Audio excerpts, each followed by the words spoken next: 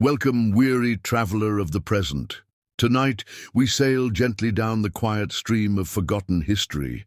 Let your eyelids grow heavy as we drift into the ancient world, where justice was as imaginative as it was terrifying. From the towering temples of the Aztec Empire to the muddy streets of medieval Europe, let's explore the most bizarre punishment civilizations once devised. Let not the horror startle you.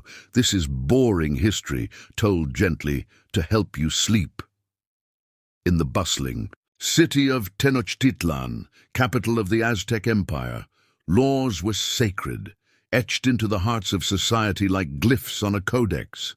The Aztecs believed that justice should balance order and divine harmony, but some of their punishments, well, they were anything but ordinary.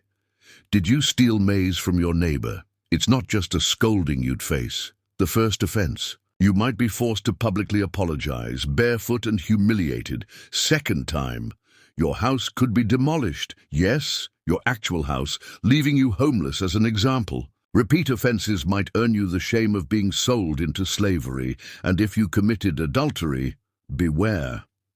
The punishment was death. But not just any death. Often it involved strangulation or stoning, carried out ceremonially in front of a community. For nobles, the shame was doubled. A noble who betrayed their duties might be stripped of their finery and paraded naked through the streets before execution. But perhaps the strangest of all was the punishment for drunkenness. Adults were allowed to drink only on certain ritual occasions and never to excess.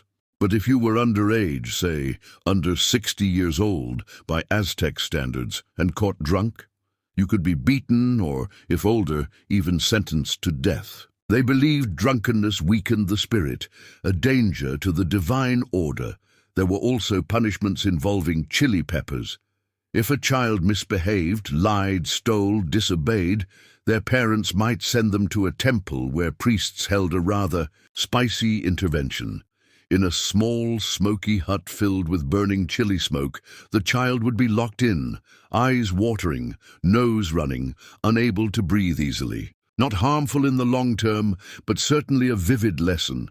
Let us now glide to the banks of the Nile. In ancient Egypt, where the gods watched everything from above, law was intertwined with divine order, Ma'at, the cosmic balance. Egyptians reserved brutal creativity for crimes of fraud or theft. A person who falsely measured grain or altered weights could be punished by amputation of the hand. But a more unusual punishment existed, the removal of the nose. Yes, the nose. It was a mark of shame, a living label that said, "I betrayed trust." Even more strangely, some pharaohs used forced relocation as punishment. Entire families could be moved to labor colonies, forced to quarry stone for monuments or build royal tombs. And what of gossip? Some records suggest that chronic slanderers had their tongues cut out, though it's debated if this was symbolic or literal. Now we drift into the fog of medieval Europe. Law here was a patchwork of church, crown, and custom, and in this realm, public humiliation was the law's favorite tool. Take the cucking stool. If a woman was accused of being a scold, talking back too much, or nagging her husband, she might be tied to a chair, attached to a long wooden beam, dunked repeatedly into a river. The goal wasn't death. It was cold, wet embarrassment. Then there was the brank, or scold's bridle, an iron cage for the head with a metal tongue suppressor inserted into the mouth. The device was locked on the accused's head, and they were paraded through town.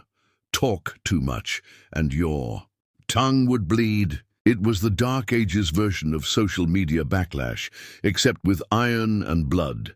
For men, punishments could include stocks or pillories, wooden frames that clamped the limbs while townsfolk threw rotten food, jeers, or worse. Sometimes, criminals had to carry heavy stones through the streets. It was less about pain and more about being seen, your shame made public, your lesson made visual. Let's gently drift east into the highly structured world of imperial China. Here, laws, were strict, and punishments could be poetic or horrifying.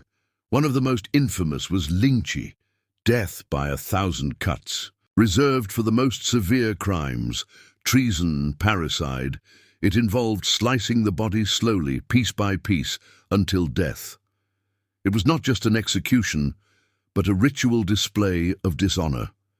It was said that even in death, the body's dismemberment would prevent peace in the afterlife. But not all punishments were physical. Bureaucrats who made mistakes could be demoted, exiled, or forced to wear shameful robes. In Confucian culture, honor was currency. To lose face was to lose everything. Sometimes even poets weren't spared. The wrong verse could offend the emperor, and exile to a desolate province would follow. Picture being banished to the edge of civilization simply because your metaphor hit too close to home. Further along our sleepy voyage, we arrive at the courts of the Ottoman sultans. Here punishment was swift and often silent. Executioners were chosen for their silence. Punishments were carried out with minimal words. One of the most infamous methods was strangulation with a silk cord. It was elegant in a horrifying way. The silk cord left no bruises, no bloody mess, just a quiet removal of life. For theft, the Ottomans sometimes used the bastinado, beating the soles of the feet with a cane. Incredibly painful, but leaving no permanent damage. It was a way to inflict memory, not mutilation. And if you were a member of the harem who violated palace rules, you might be drowned in the Bosphorus, carried out in a sack, your fate sealed in silence. In ancient India, some laws prescribed exile for improper dress or public drunkenness, casting you out from your caste and community. Exile was a fate worse than death for some, a spiritual erasure. In colonial America, a man who gossiped too much might be made to wear a wooden gossip's collar, a frame that pressed against the neck, forcing silence and pain. In 18th century England, people were branded with hot irons. A thief might carry a scarlet letter T on their palm, a visible reminder of sin. Branding was considered merciful because the alternative was hanging, and in more modern times. In 20th century Russia, some dissenters were sent not to prison, but to psychiatric hospitals.